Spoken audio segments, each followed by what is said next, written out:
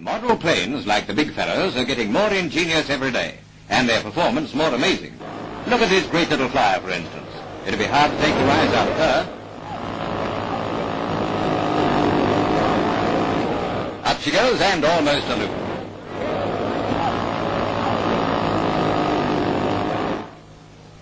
Another fine takeoff, and a stunt flight that's even more thrilling, to her owner anyway, than the real thing.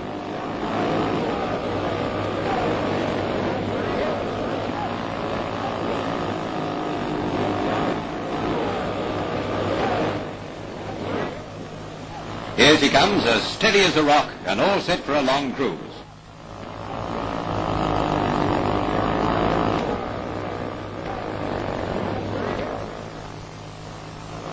And here's a little beauty. Watch how gracefully she turns. And if you've never seen a perfect landing, this is how it's done.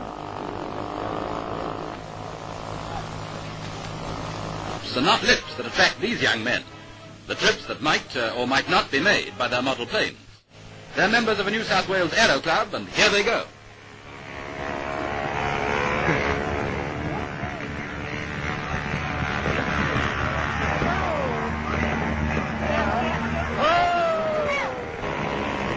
These tiny machines are all petrol-driven and are triumphs of engineering skill. How much of a triumph is seen in this magnificent flight? A real joyride on a spoonful of gas.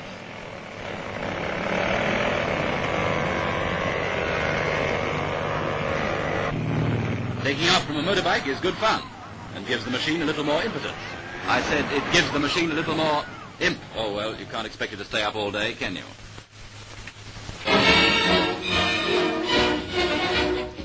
Hundreds of young pilots of tomorrow parade for the National Model Airplane Championships at Chicago. With wings well up, they come from every state in America, the cream of the country's midget plane designers.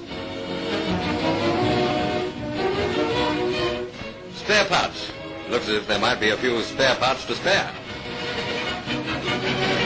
A pusher plane that took 4 months to build. And now they're warming up for the big event. Youthful ambition literally is thrown to the winds. And it's a grand flight.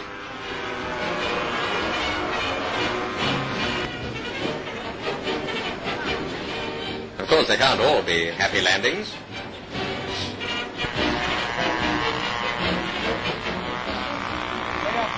Yes, would you believe it? One is even radio controlled. And it makes the best landing of them all. It wins the championship. These young experts are making sure that the future of America is safe in the air.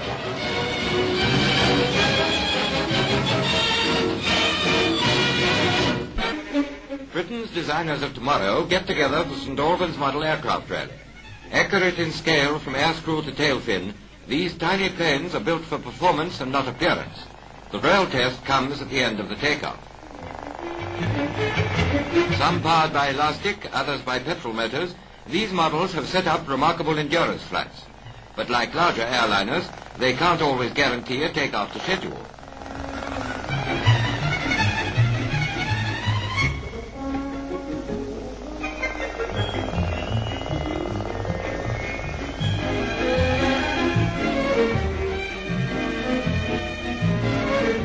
The influence of today's freak plane designing has had its effect even among the models. But they fly, so who cares?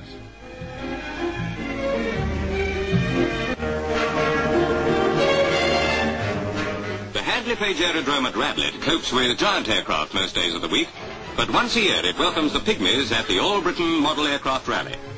Among the many distinguished visitors from the full-scale flying world is Wing Commander Cat's Eyes Cunningham.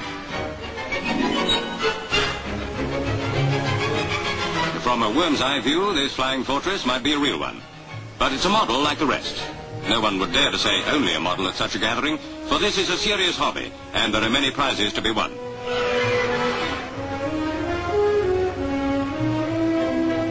The modern miniature petrol engine means that scale models can also be flying models, like this beautifully made replica of a Lancaster, the bomber which made RAF history in the Dam Buster raids.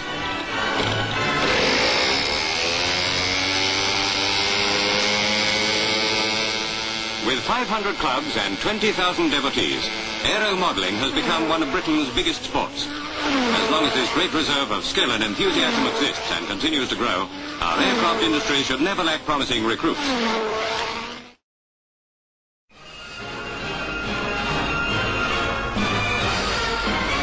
At Radlett Aerodrome in Hertfordshire, 1,000 model aircraft enthusiasts take part in their equivalent of the Farnborough Air Show.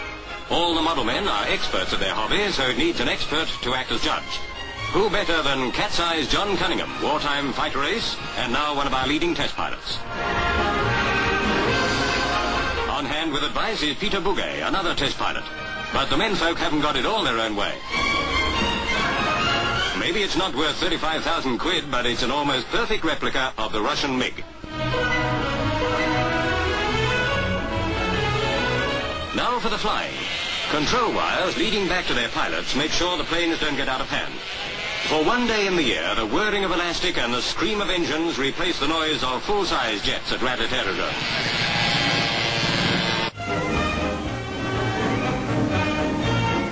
At Surrey Park, Melbourne, model plane enthusiasts demonstrate the latest thing in airborne models. Many of the club's members are ex-Air Force pilots and ground crew, and this has been found a swell way of relaxing on the weekends. Each plane is powered with a miniature replica of the real thing. Tiny engines supply the necessary motive force to whiz these models at speeds of over 70 miles an hour through the air. From a bumpy takeoff, the small plane lurches into space and sets about setting a record in miniature speed. Twin lines allow the operator to control his model while in the air. The zooms and dives during the 3 minutes of flight are for the most part the will of the pilot, who is busily getting giddier and giddier as his plane whips about the course.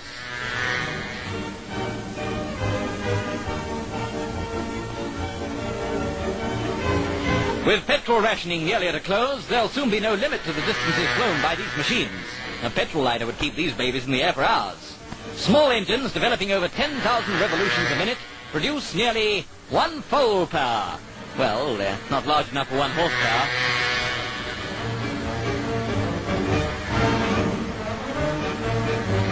The pastime of flying model planes is ranked as the most thrilling of all model hobbies, and gives the Australian youth of today a rare insight into the airliner of tomorrow.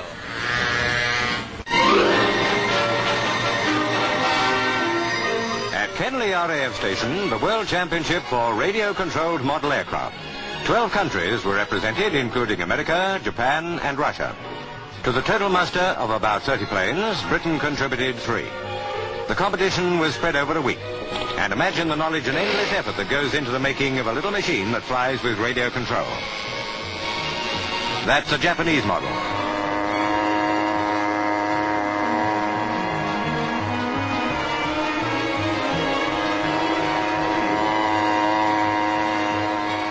Eventually, Britain won the team prize and an American the individual championship.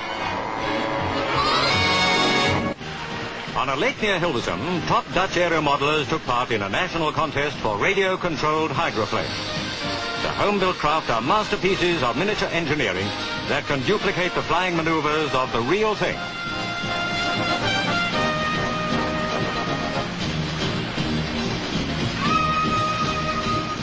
Special fuel puts terrific punch into the pint-sized engine.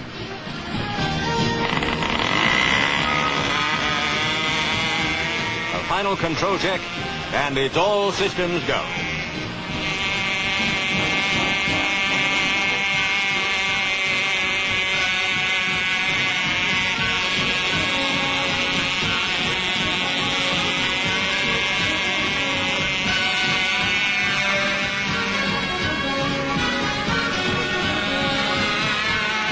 The judges studied aerobatic control as the craft performed at over 50 miles an hour.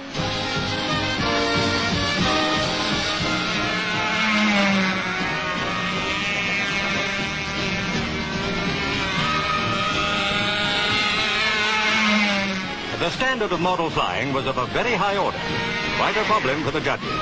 But Jan Brinkman was in top form. It was this expert piece of control flying that won him the honors of the competition.